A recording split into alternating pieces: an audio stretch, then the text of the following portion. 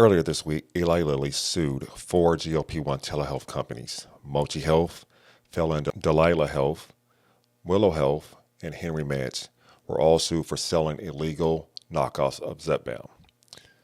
I'm going to focus on one of those lawsuits, and that is the one regarding Mochi Health. As you may recall, a month or so back, I did a video on the state of Washington shutting down Aequita Pharmacy, the primary pharmacy of Mochi Health. After doing some internet sleuthing, I was able to show ownership connections between Mochi and Aequita. Mochi Health had announced in 2024 that this was a mere partnership, but in reality, it went well beyond this. On downsides, Lorraine asked Myra Ahmad, the founder and CEO of Mochi, if Mochi owned Aequita. Myra flat out said no, and that this is just a partnership, and that Mochi staff is located there just for operational purposes. All of it seemed like a lot of smoke and mirrors, along with some bald-faced lies. Lilly also uses this downsized interview at multiple points in their lawsuit. In Lilly's complaint, they confirm a lot of the things that I found in a few Google searches, plus a lot more. They also connected a lot more of the dots. Of course, these are just allegations that Lilly is putting forward, so we will see how it all plays out. Let's get into the suit. Now, it is a 53-page filing, so I will focus on the pertinent parts. But one of the allegations made is mind-blowing and may lead to consumer lawsuits if it turns out to be true. All right, here we go. The suit says Myra Ahmad, Mochi Health's founder and CEO, serves as the face of Mochi Health, claiming that her motivation for founding the company was grounded in her experience as a doctor and touting her business as developed by doctors. Ms. Ahmad is not a licensed physician in any state. The same is true for Mochi Health's other owner, Abraham Chabai, a non-physician who is Ms. Ahmad's husband. Now, they point out here that Myra is not a licensed doctor in any state, but that she touts her experience as a doctor and that the business was developed by doctors. But I'm going to take it a step further. Beyond her not being a licensed doctor, she may not even have finished her doctorate in medicine at all. In an interview she did with Founder Story, there is a clip of her discussing why she dropped out of medical school to start Mochi Health. I haven't been able to find the full interview to determine how the question was asked, but they framed the question as, why did you leave medical college to build a startup? Also, in the caption of the video, it states, here she talks about how she dropped out of medical college to pursue her passion. So I assume that the question that she was responding to was about her dropping out of school to start Mochi. This video was posted both on Facebook and TikTok in June of 2022. I was always very dead set on doing vascular surgery, and the shift to deciding to do startups was completely different than what I had really been expecting of how my life would go. But I think for me, it was that by starting this company and by helping people sustainably lose weight all across the nation, you would be able to touch millions of lives. And as a surgeon, you would only ever be able to do maybe 2 to 3 surgeries a day at most, like 20,000 cases in a lifetime versus as we scale, like a million people, over a million people a year. So not only is she not licensed, she also may not even be a doctor. Now, it is possible she went back at some point to finish her doctorate. Her LinkedIn lists her as having a Doctor of Medicine degree from the University of Washington School of Medicine. So it's not definitive in one way or another, but as of June 2022, the implication was that she dropped out of medical school to start Mochi Health. Next up, the suit lays out how Myra and her husband controlled this web of companies that feed into Mochi Health somehow. It reads, both Ms. Ahmad and Mr. Chabai are entangled in and exercise control over multiple entities that touch Mochi Health's knockoff tirzepatide drug. From importing drugs from China to prescribing and dispensing them to Mochi Health's patients. Ms. Ahmad is the CEO and co-founder of Mochi Health, the telehealth platform that attracts patients, and she and Mr. Chabai own it. Mochi Health refers patients to Defendant Mochi Medical, PA, and defendant Mochi Medical CAPC, collectively Mochi Medical. Ms. Ahmad has identified herself as CEO of Mochi Medical PA, and Rana Ahmad, who upon information and belief is Ms. Ahmad's father. He is the appointed director of Mochi Medical CAPC. Until recently, when the Washington Board of Health shut it down, defendant Aequita Pharmacy, LLC, supplied Mochi Health's patient with compounded tirzepatide. Mr. Chabai owns defendant Aequita Corporation, which in turn owns defendant Aequita Pharmacy, LLC, collectively the Aequita defendants.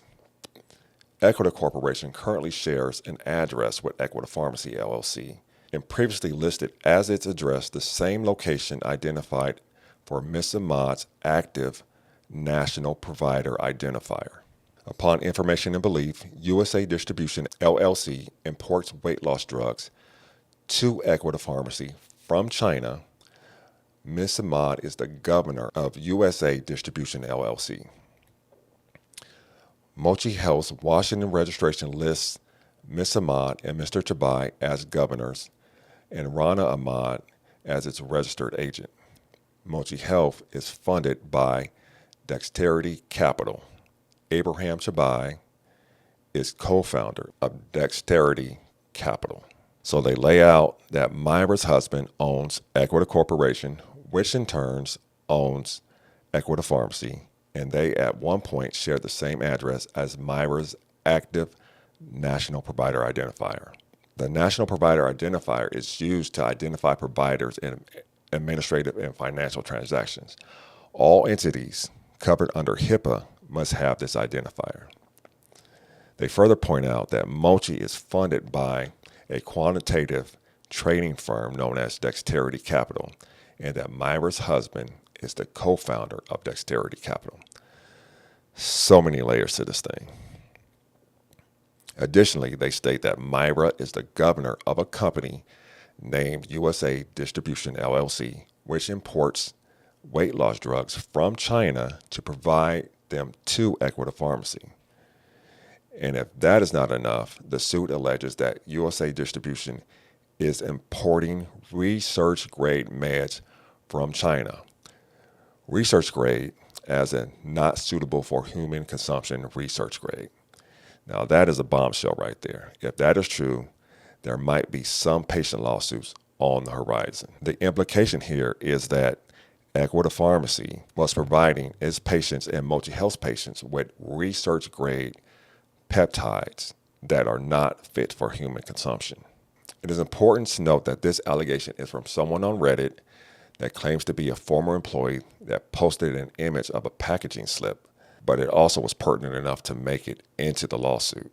Next, it is alleged that Mochi is in violation of California state law and a federal law known as the Lanham Act, which centers around trademarks.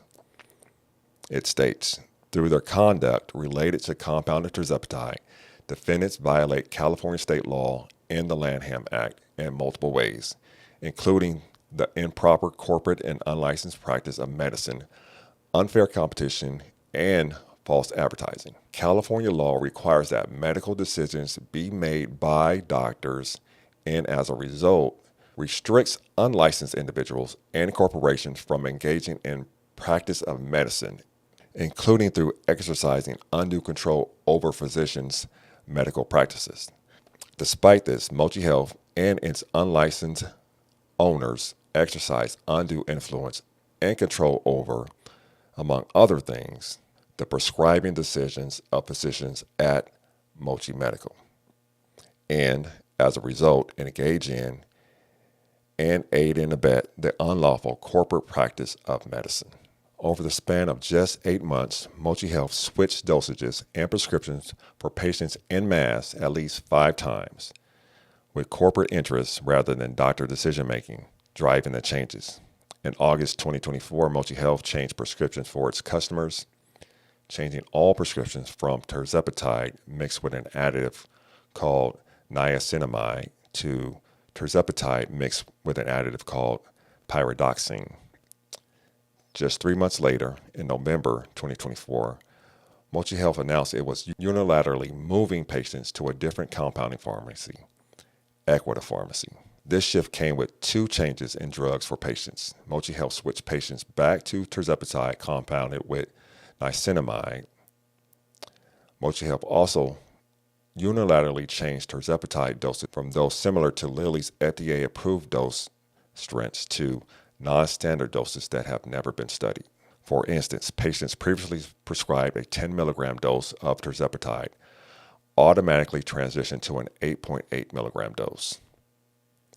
Months later, when the Washington Pharmacy Quality Assurance Commission issued a limited stop service to Aequita Pharmacy in March 2025, Mochi Health made another global change, switching its patients back to tirzepatide doses similar to Lilly's.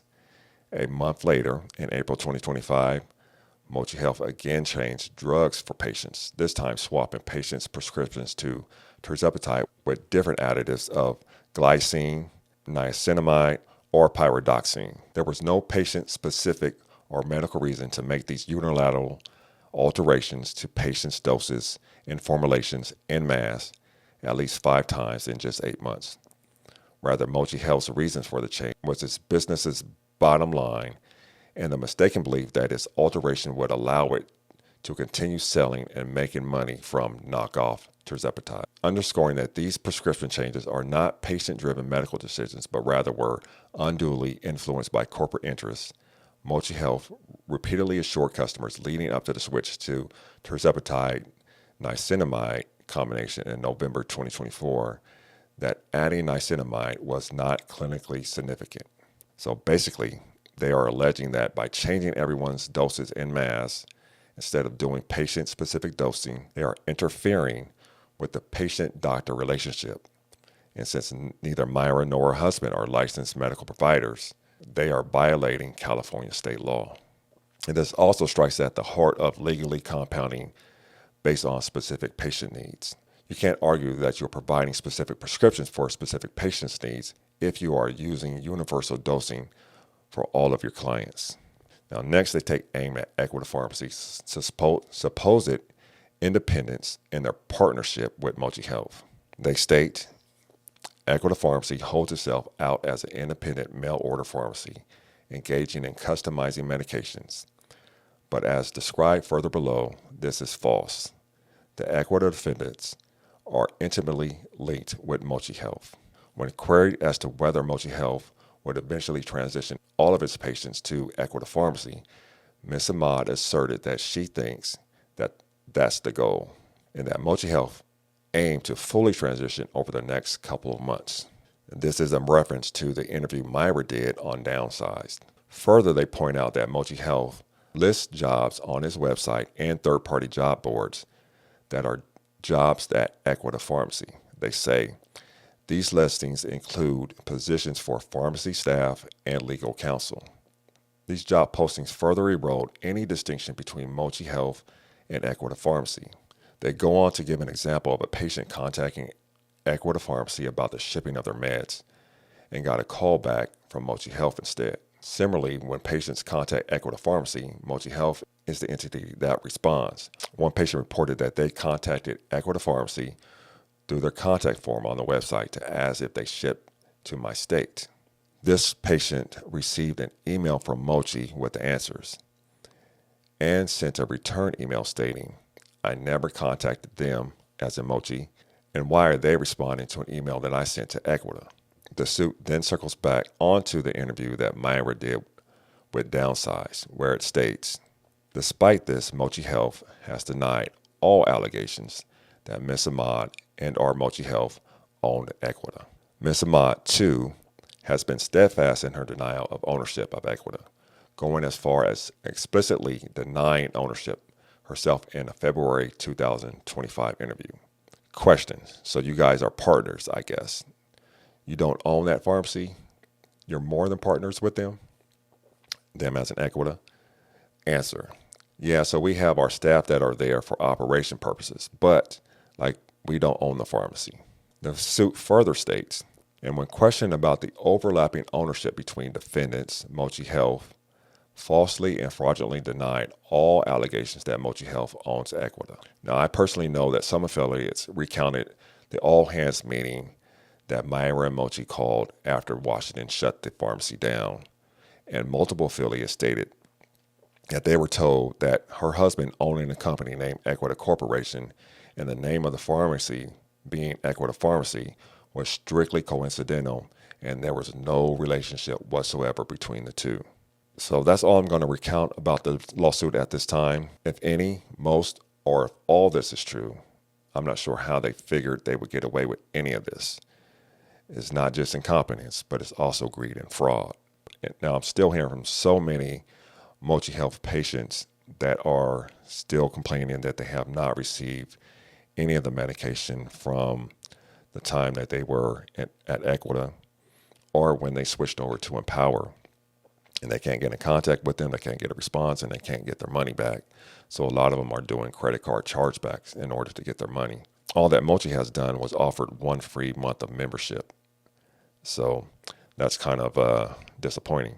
And there have been at least one recall with the state of Massachusetts forcing a recall of medication supplied by Aequita Pharmacy. And there were other allegations within the lawsuit about problems with other state licensing boards related to Aequita Pharmacy. I'm sure more will come out in the coming months, but like Ricky told Lucy, you got some explaining to do. I will post a link to the actual lawsuit in the description of this video if you're on YouTube. And regardless if you're on YouTube or TikTok, I'll see you in the comments. This should be interesting.